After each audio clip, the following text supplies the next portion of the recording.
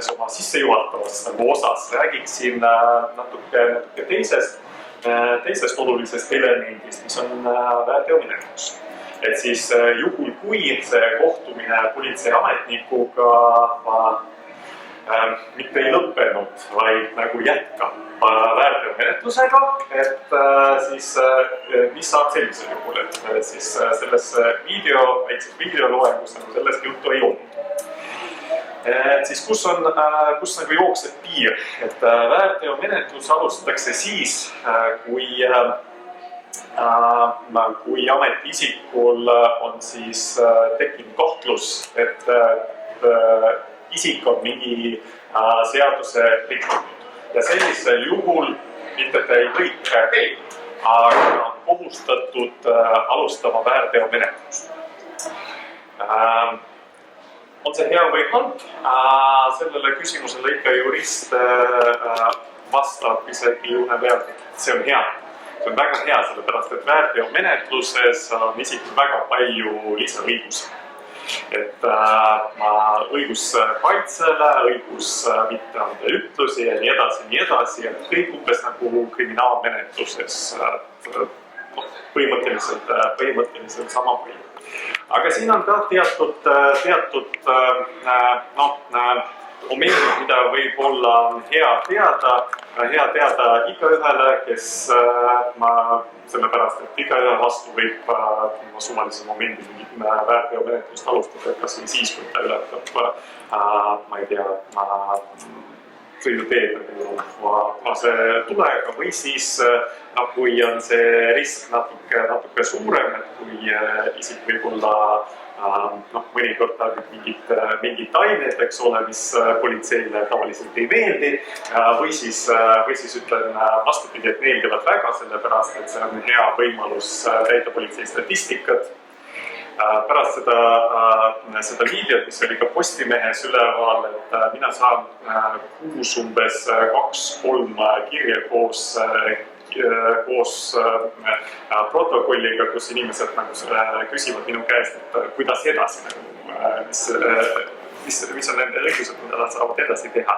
Et siis, ja mina nägin, et ma saan neid kirju teatud kuupäevadel, millal politsei eriti aktiivne. Sellepärast, et meil on ka plaanimajandus, et kui keegi arvab, et Martti Vaher on meil ainuke, kes arvas, et mõõdikud on kriminaal- või väärteomenetluses lubatud värk, et siis ei, see päris nii ei ole, et ta ei olnud ainuke. Et politsei juhtkond arvab siiamaani nii, et mingid teatud protsendid peavad olema täidetud, järelikult teatud arv neid menetlusi võiks olla. Ja siis tavapolitseinikele see on tavaliselt ka nii, et kui nad näevad, et siis palgalisa saamiseks või siis muu boonuse saamiseks on vaja, et teatud arv protokoll oleks täidetud ja infosüsteemi viidud, siis nad teavad, et kus on need kohad, kus saab kiiresti neid protokolle kätte ja siis kes on need inimesed, kes neile neid protokolle võimaldavad teha. Minu meelest see hea praktika ei ole, aga mis siis ikka, et see praktika on olemas. Ja siis mina vaatasin, et tavaliselt, et kui ma vestlesin mõned nende inimestega, kes on mulle neid protokolle näiteks saatnud ka näiteks Kanepiliidu kaudu, et vestlesin, et kuidas see oli, et kuidas te käitusite seal politseiasutuses, et mida te rääkisite ametnikega, mida nemad on teile öelnud, kas nad on selgitanud teie õigusi ja nii edasi, siis ma vaatasin ka, et on hästi palju tüüpilisi vigu, mida inimesed teevad ja mida politsei hea meelega ka kasutab. Sellepärast, et võib-olla nende huvides on jällegi, et see menetlus lõppes nagu otsusega, sellepärast, et siis nad saavad linnukese kirja. tavaliselt. Et jah, teil on minimaalsed kohustused on, eks ole, aga kui inimene isegi ei kuule, mis talle räägitakse, mingi kohustuslik jutt, eks ole, aga meil väga palju on selliseid nagu punkte seaduses, kus politsei võib rääkida, aga võib mitte rääkida. Meil ei ole siin nagu USA, kus kehtib Miranda reegel, kus sa pead nagu kõik nende sa pead aru saama, millised sinu õigused on ja siis kohtupraktika kahjuks isegi soodustab seda olukorda, et kui eelmisel nädalal Riigikohus tegi ühes väärteoasjas otsuse, et isegi nagu õigus saada informatsiooni arusaadavas keeles ei ole absoluutne. Et siis, et kui isik nõuab või ta ütleb, et ma ei saanud mingites täpselt aru, siis jah, et talle kohustatud menetlejad seletama kõike.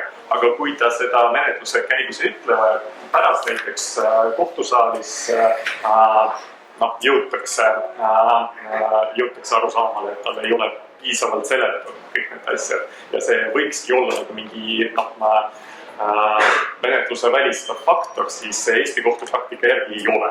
See öeldakse, ei, kõik on korras, et ise loll, et ei öeldud, et ei saa eesti keeles näiteks aru. Või siis ei saa nüanssides aru. Ja siis seetõttu ma mõtlesin, et sellest nagu väärteo menetlusest võib rääkida natuke pikemalt. Siis mis on tüüpiline väärteo menetlusprotokoll, mis on seotud näiteks kanepitarbimisega. Et sellest ilmselt teate, et on olemas spetsiaalne seadus, et nende ainete ja nende lähteainete seadus, kus on see väärteo vastutus ette nähtud. Et siis see, mis ei ole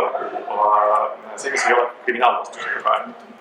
Et selle seaduse järgi näiteks kanepi tarbimise eest võib isikut karistada kas arestiga või siis rahatrahviga kuni 300 trahviühikut.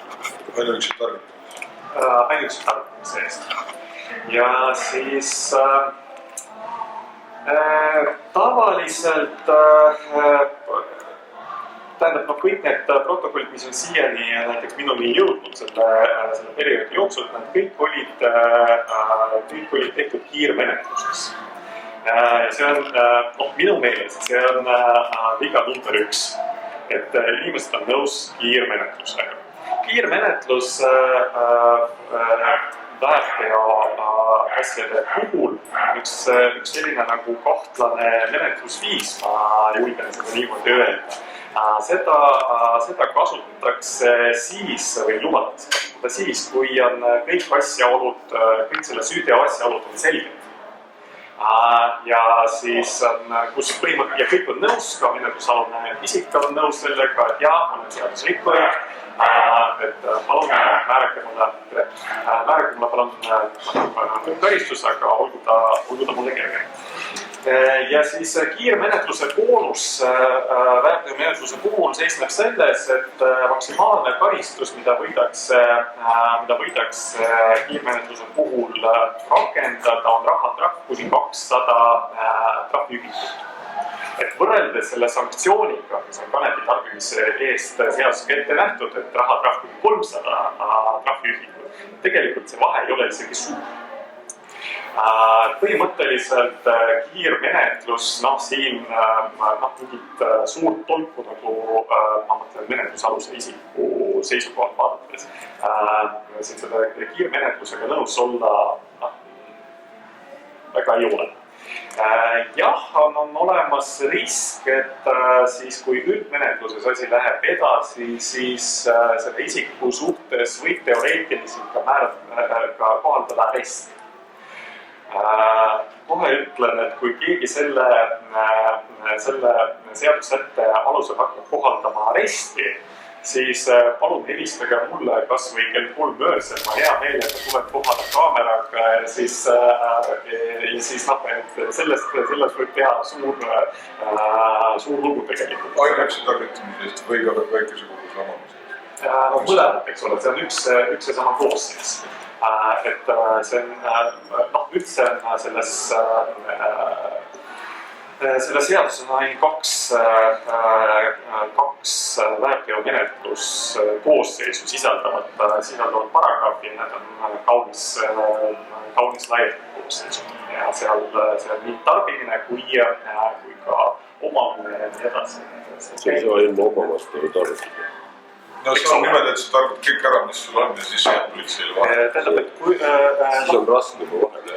Ja oluline on see, et kui teil taskus, eks ole, see kanepisigaret olemas, siis te jälle vastutate selle paragrahvi alusel. Et kõik need... See tarbimine on kusjuures see huvitav on see menetluslikult seisukohalt, et siis on vaja tõendada, eks ole, et olete seda tarbinud ja siis saite aru, mida te tarbisite ja siis menetleja peab või siis kohus peab tõendama, et te olete seda tarbinud mitte teadlikult, vaid ka näiteks Eestis ja nii edasi, aga selles ma veel räägin pikemalt, et siis mis on kiirmenetluse puhul on kindel miinus, mis kohe tekib, et kindel probleem on see, et väärteoprotokolli ei koostata.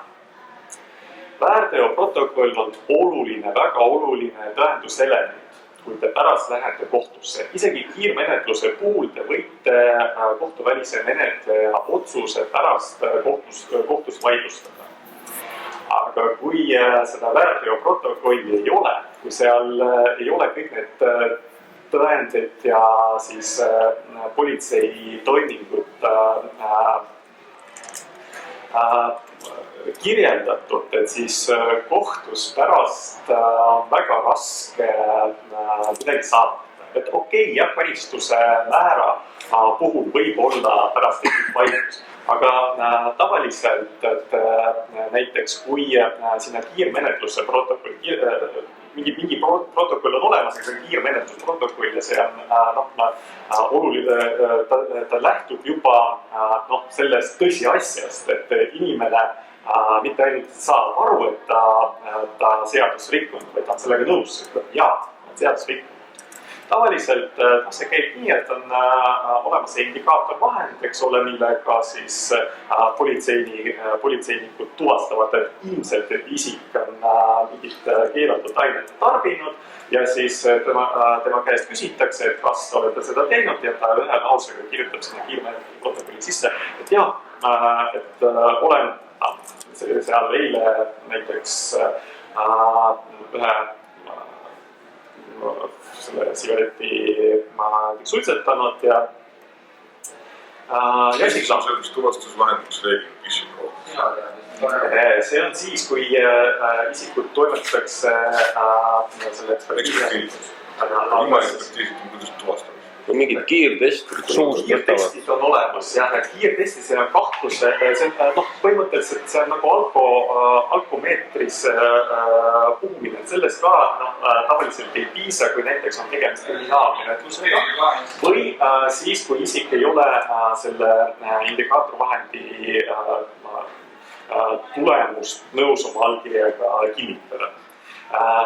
Siis nende narkootiliste ainete puhul asi palju keerulisem, sellepärast, et esiteks need kiirtestid on veel vähem usutavad kui alkomeeter.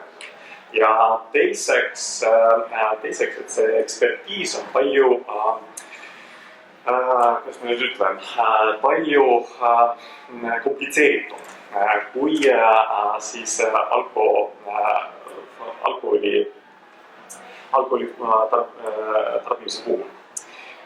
Sest tavaliselt, kui selle indikaatorvahendiga tuvastatakse, et isik on näiteks suure tõenäosusega näiteks kanepit tarvitanud, et siis minu soovitus on mitte sellega nõus kohe olla, vaid nõuda, et siis politseiametnikud toimetaksid teid sinna ekspertiisiasutusse ja oleks tehtud ka seadusega ette nähtud ekspertiis. Ja oluline on ka, et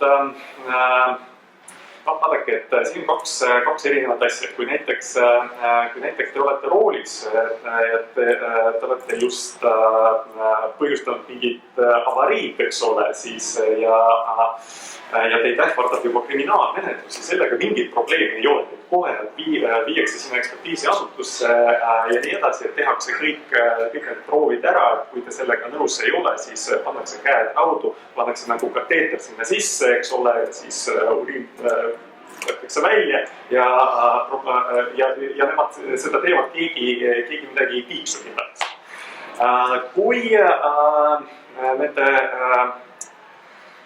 Kui on aga olukord teistsugune, et kui võetakse kuskil linna peal mingi kamp noori ja arvatakse, et nad on midagi tarbinud, siis politsei tahab jälle neid linnukesi saada, et ta justkui võib seda jälle teha, et järelevalvemenetluse raames siis toimetada isikuid ekspertiisiasutusse ja samamoodi kas või sunnimeetmeid kasutades seda vedelikku nagu saada, aga ei pruugi seda teha ja ma kardan, et ma ei karda, ma loodan, et nad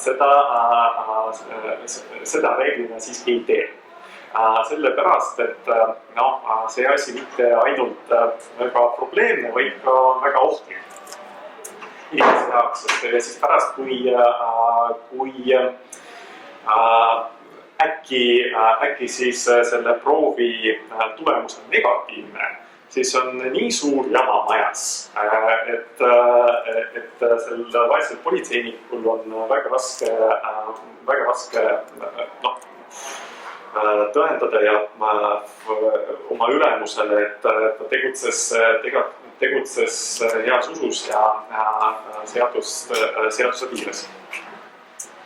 Ja reeglina, et nende pisirikkumiste korral nad seda ei tee. Ja siis vastavalt seadusele, see on korrakaitseseadus, mis seda kõike reguleerib, et narkootiliste ja psühhotroopsete ainete või muu joovastava aine tarvitamise või sellest põhjustatud joobeseisundi tuvastamise. See on väga pikk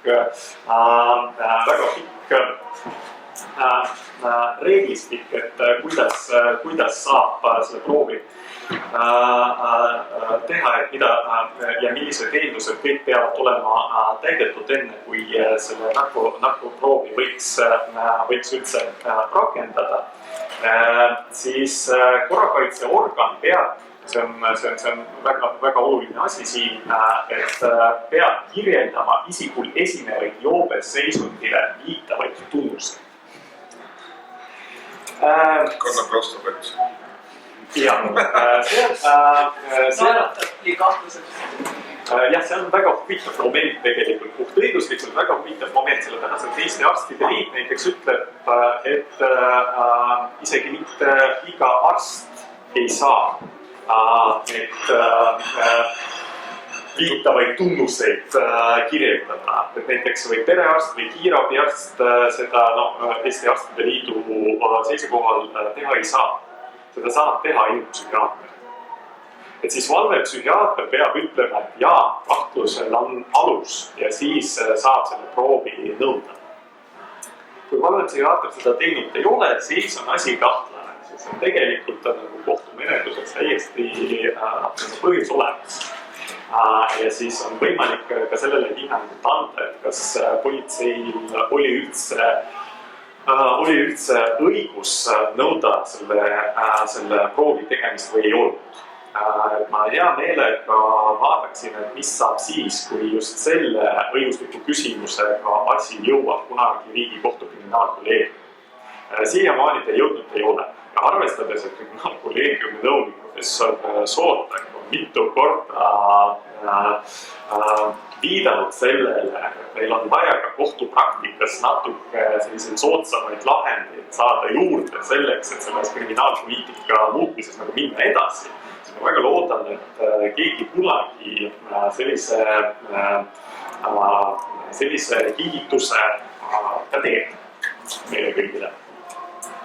Ja politseil on mõistagi alternatiivne seisukoht selles küsimuses, et politsei ütleb, et piisab selles, et on olemas üks Politsei- ja Piirivalveameti peadirektori käskkirjaga kinnitatud mingi juhend, et millised on need asjaolud või tunnused, mis viitavad narkojoobele, et siis on seal midagi selles, et kuidas inimene reageerib, kuidas isik reageerib, kuidas tema silmad umbes nagu välja näevad ja nii edasi, et noh, ma peast seda kõike ei mäleta, aga internetis saab seda kõike vaadata. Noh, ma arvan, et ma kell 6 hommikul vastan nendele küsimustele, et ilma selleta, et ma oleksin kunagi ilmselt ka targutanud. Aga noh, küsimus on selles, eks ole, et Arstide Liit ütleb, et sertifitseeritud meditsiinitöötaja, kes on 6-9 aastat ülikoolis õppinud, ei pruugi olla pädev, et seda hinnata, aga Politsei- ja Piirivalveamet arvab, et 1,5-aastase politseikoolitusega isik kohe saab öelda, et jah, kahtlus on olemas ja siis nõuda selle ekspertiisi. Aasta õpivad? No see politseikool on 1,5 aastat ju. See paikuse kool.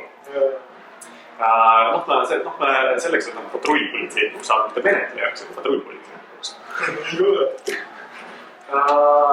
Jah, et siis isikul tähendab, et kui juba seda ekspertiisi nõutakse, siis politseiametnikud peavad selgitama isikule tema järgmisi õigusi.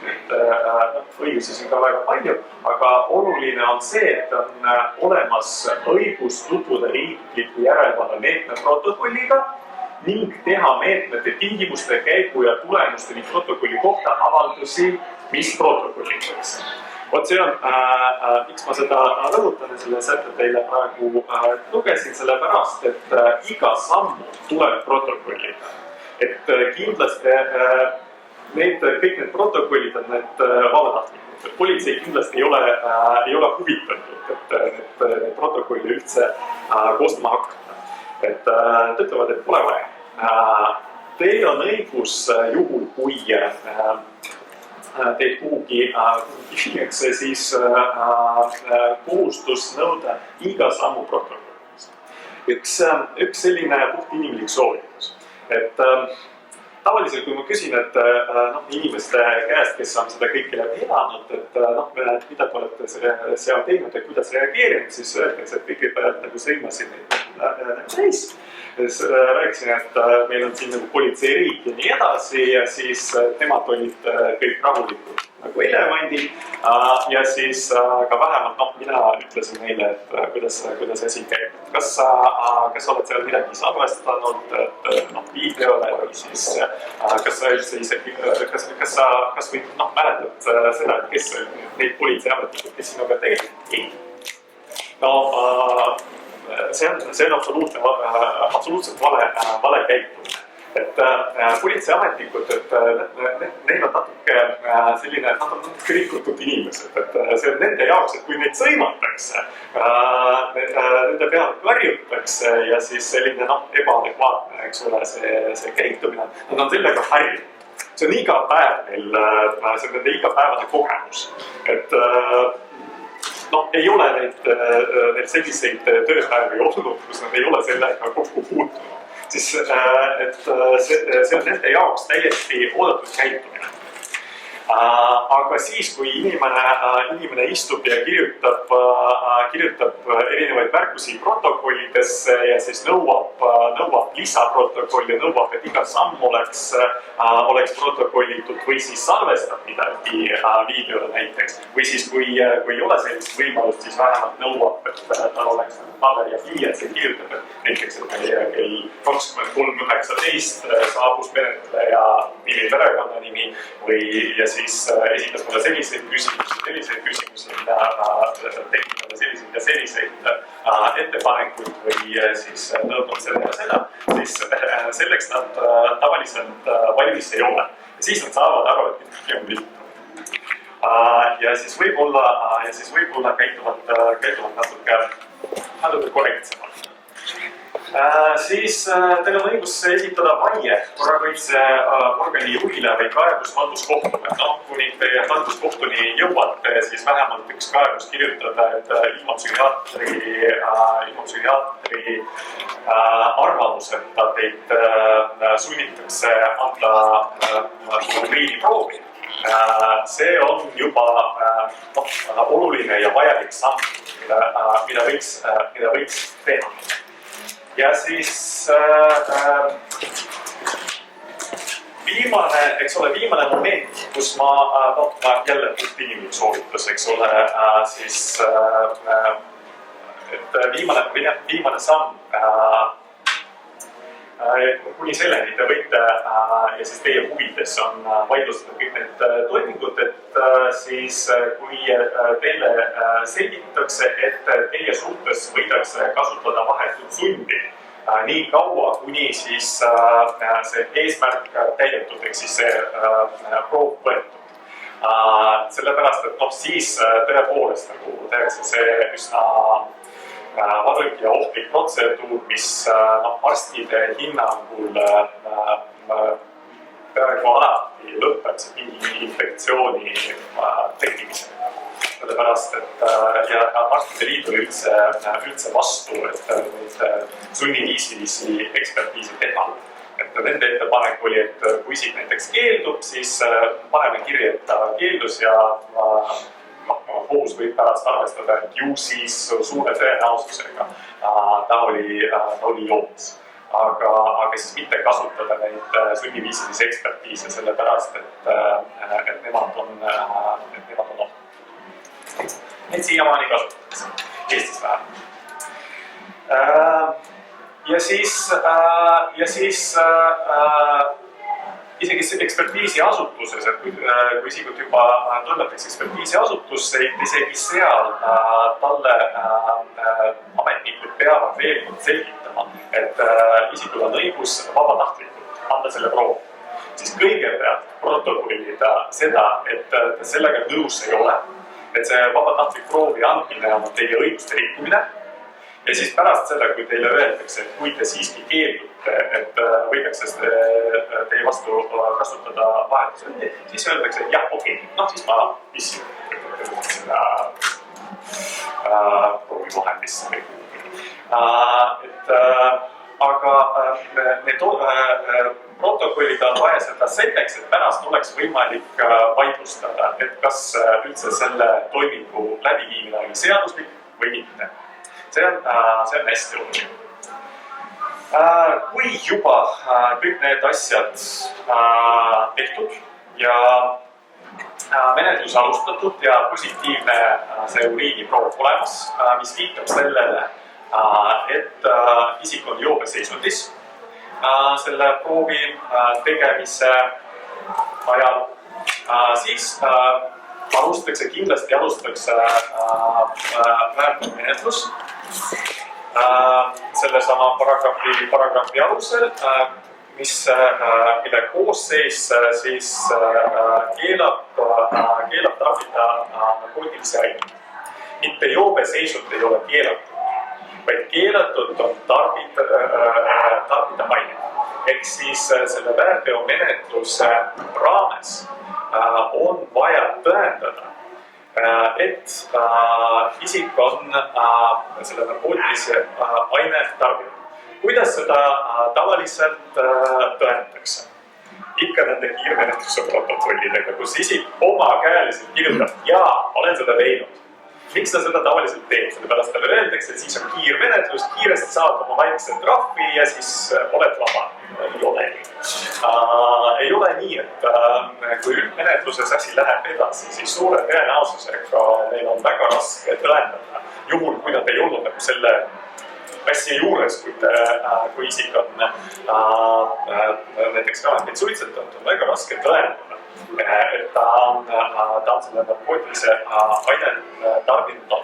Ja selle kohta on isegi olemas juba 6 aasta vanune, see on juulis 2009 tehtud üks Riigikohtu lahend, kus siis vaadati, et mis asi on joobeseisund ja mis asi on narkootilise aine tarbimine. Ja need ei ole sünoniimid. Et see asjaolu, et inimese organismis on mingi narkootiline aine, see ei tähenda seda, et ta on seaduslik. Absoluutselt ei tähenda. Ja siis see on vist, kui ma ei eksi, Pärnu maakohus on arvanud, et kui juba aine on olemas, siis ta seda tarbib. Riigikohus aastal 2009 ütles, et kohus oli kohustatud hindama, kas isik teadis, et ta tarbis narkootikumi, et ta pidi sellest vähemalt aru saama. Näiteks, et keegi ei ole talle näiteks kuidagi sokutanud suitsulisesse midagi. Näiteks, eks ole, jah, näiteks. Või siis kuidagi muud moodi seda teinud. Okei, see on natuke naljakas asi, aga ka ilmselt võimalik teoreetiliselt. Mina lisaksin, et seda aastal 2009 ei olnud, aga siin aasta tagasi oli üks huvitav Riigikohtu lahend, ma ei ole seda numbrit praegu siin võtta ja seda ma tsitaadi ei saa, ma seda kiiresti ei leidnud, lihtsalt praegu tuli meelde. Et siin on veel üks moment, et karistusseadustiku ruumiline kehtivus, et kas isegi kui isik teie teaduse juures selle kanepit suitsetab, et kas ta tegi seda Eestis? Et kas Eesti seadust võib tema suhtes rakendada või mitte? See Riigikohtu lahend, millest ma räägin, et üks noormees oli õigeks mõistetud sellesama koosseisu juures, kuna ta väitis, et ta on kanepit suitsetanud olles Hollandis, kus on lubatud. Näiteks ja siis oluline moment, et ta esitas kohtus Amsterdam-Tallinn lennupileti. Ütles, et ma olin 3 päeva tagasi tulin Eestisse ja 3 päeva jooksul tema uriiniproovis võis olla mingi jääkann. Ja siis eksperdid maanteealgajad ütlesid, et jah, see on võimalik. Aga mis siis kuidagi tulnud Lätist, riigist, kus? Jah, see on minu hüpotees, et see kuskil mingi kohtupretsedenti veel ei ole, aga minu hüpotees on see, et kui ta oleks tulnud näiteks Lätist, siis põhimõtteliselt situatsioon oleks sama. Okei, Lätis on keelatud, aga see on Läti probleem juba. Kuidas inimest võtta vastutusele. Et teoreetiliselt võib öelda niimoodi või võib ette kujutada sellist situatsiooni, et väärteomenetlus Eestis lõpetatakse ja siis kohus või kohtuväline menetleja saadab materjali edasi siis Läti siseministeeriumi ja siis, et nemad alustaksid kriminaalprotsessi või siis, ma ei tea, kuidas väärteomenetlus seal nimetatakse, et siis tuvastada, et kas ta ise seda ainet tarbib või mitte. Aga jälle, et inimene ei pea ütlema, et ta seda tõesti tegi. Aga mis siis on, kui on näiteks Pirita sadamas üks purjekas, mis on Hollandi lipu all, kus kehtivad Hollandi riigi seadused ja ma satun kogemata sinna purjekale ja väike mahv siin ja väike mahv seal ja ma saan tõestada, et ma seal käisin. Jah, see on ka huvitav küsimus. Tallinna reidil on, siis ta peab järgima seaduse. Jah, sellepärast, et see karistusseadustiku ruumilise kehtivuse need küsimused, kui on juba sellised väga vaieldavad aspektid, et näiteks õhusõiduk või siis veesõiduk, mis on Eesti territoriaalvetes, aga nad on mõne riigi territoorium, et siis on erinevad ka rahvusvahelised lepingud, mis seda kõike reguleerivad ja suure tõenäosusega võidakse siiski inimest Eesti seaduse järgi vastutusele võtta. Et siin tuleb seda natuke võib-olla detailsemalt vaadata, et ma jään vastuse võlgu. Siin, et ma ei ole päris kindel, et see on välistab asju. Selle Pirita sadama näide. Aga see, et väide, et teie olite kuskil Lätis või Soomes viimase 3 päeva jooksul, see võib juba olla selle väärteomenetluse välistavaks asjaoluks või siis kohus võib arvata, et tõendid puuduvad, et te olete seda narkootilise ainet tarvitanud just Eesti territooriumil. Ja kuna see tõendatud ei ole, siis iga kahtlust tõlgendatakse süüdistava kasuks, ehk siis menetlus lõpetatakse. Aga kas meil Hollandi saatkonda ei ole, kus keetivad Hollandi nagu seadus? Ma arvan, et siin seal kimude lubavad karistamata. Kehtivad seadus. Seadused näevad ka seda ette, et iga kinnisvara omanikul on õigus öelda, et ei, siin ei tehta seda. Jah, ja vaevalt madalamaad saatkond hakkab neid tõendeid, eks ole, kirjutama igale, kes sinna poole pöördub, et siin on neid, et ma kardan, et see ei ole nende prioriteet. Aga ega sa ei ole mõelnud sellele diplomaatilise karjäärile näiteks Uruguay aukonsulina Eestis?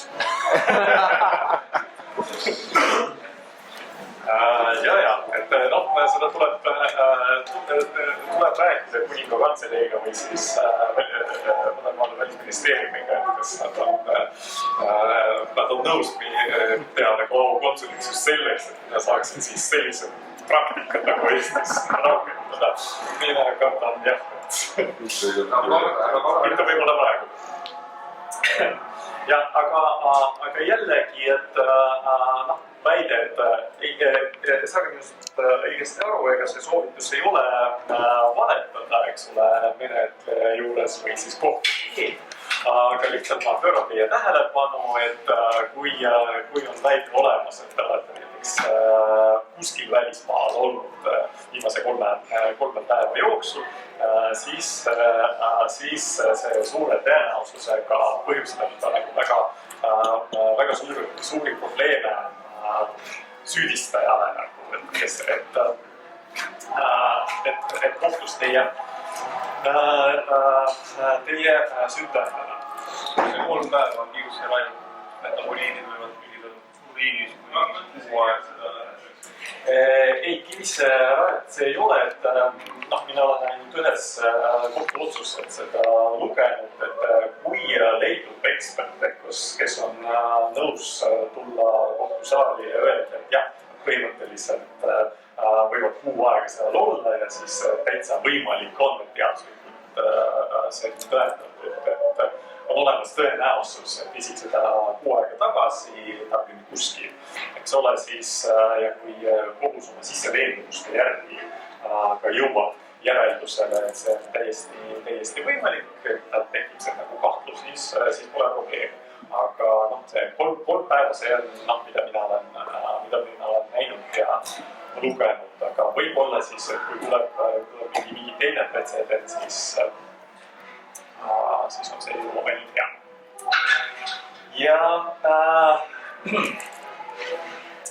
Ja siis selle menetlusega on see moment, et kõik need õiguslikud küsimused põhimõtteliselt võivad tekkida siis ja ainult siis, kui kohtuvälisel menetlejal või siis menetlusasutusel on kohustus esitada need tõendid kohtus ja kohtule ja need tõendid on tõesti olemas, ehk siis kõik need väärteoprotokollid on koostatud, kõik need ekspertiisiaktid on tehtud ja siis selle kohta on paks toimik kohtuniku laua peal. Nii et see paks toimik peab kindlasti tekkima. Nii et veel kord nagu tulles tagasi selle juurde, millest ma alustasin, et mulle tundub nii, et selle isiku huvides on siis mitte olla nõus kiirmenetlusega, aga nõuda üldmenetlust selleks, et kõik need paberid oleksid täidetud.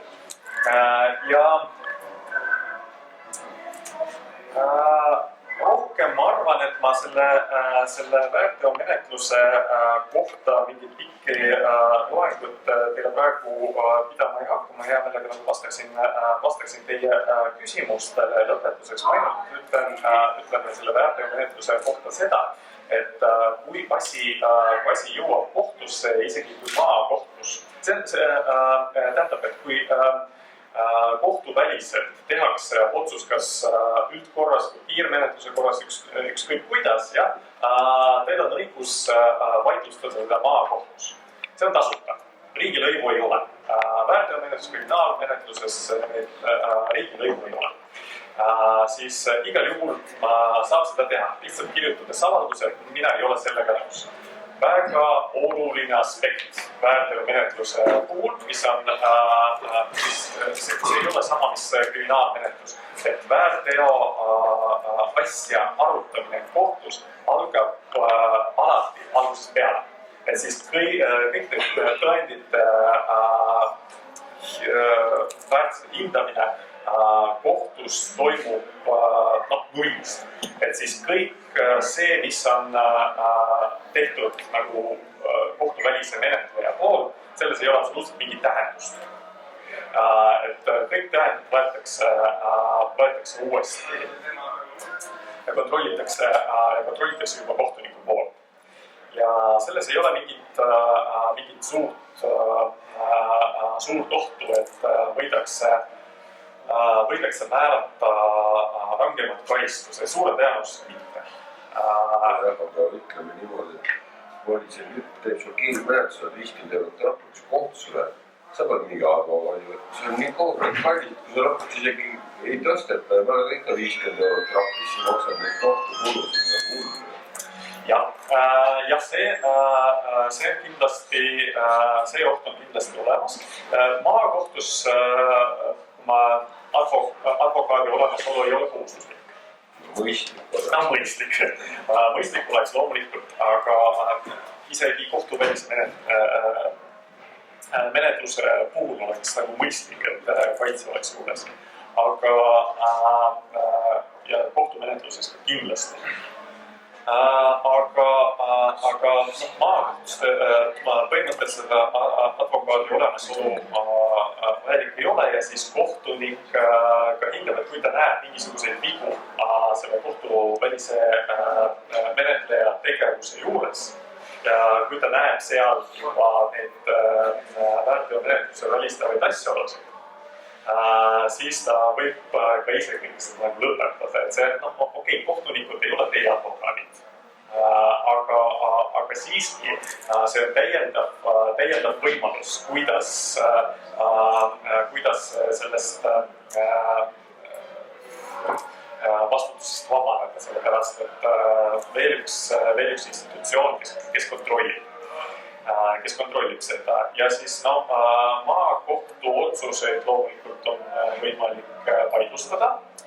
Juhul, kui kohtulik arutelu väärteomenetluse puhul nõuab see menetleja, kui ta saadab otse neid materjali kohtusse, näiteks kui taotletakse aresti, siis ilma kohtust teha ei saa. Siis kohtuotsuseid võib vaidlustada ringkonnakohtus ja jällegi seda võib teha ilma vandeadvokaadita, aga kui menetlusaluse isiku taotlusel nõutakse kohtuliku arutelu või kohtumenetlust, siis maakohtu, siis esimese astme kohtu otsuseid võib vaidlustada kassatsiooni korras Riigikohtus üksnes. Ja selleks, et kassatsioonikaebust kirjutada, või esitada, selleks on vaja vandeadvokaadi abi. Või ainult läbi vandeadvokaadi seda saab teha ja see reeglina maksab. Või siis tasuta juhul, kui teil on seaduse järgi õigus taotleda tasuta õigusabi. Aga igal juhul seda minu hinnangul tasub teha, sellepärast, et ma veel kord ütlen, kui juba kriminaalkolleegiumi nõunik ja siis mitmed kohtunikud ütlevad, et võiks seda kohtupraktikat natuke teistmoodi kujundada selleks, et seda kriminaalpoliitikat suunata, siis mida rohkem selliseid asju kohtusse jõuab ja mida rohkem neid vaidlusi ka Riigikohtuni jõuab, seda suurem tõenäosus, et lähiperspektiivis võidab siin asjad liikuma hakata. Aga loomulikult ei tule.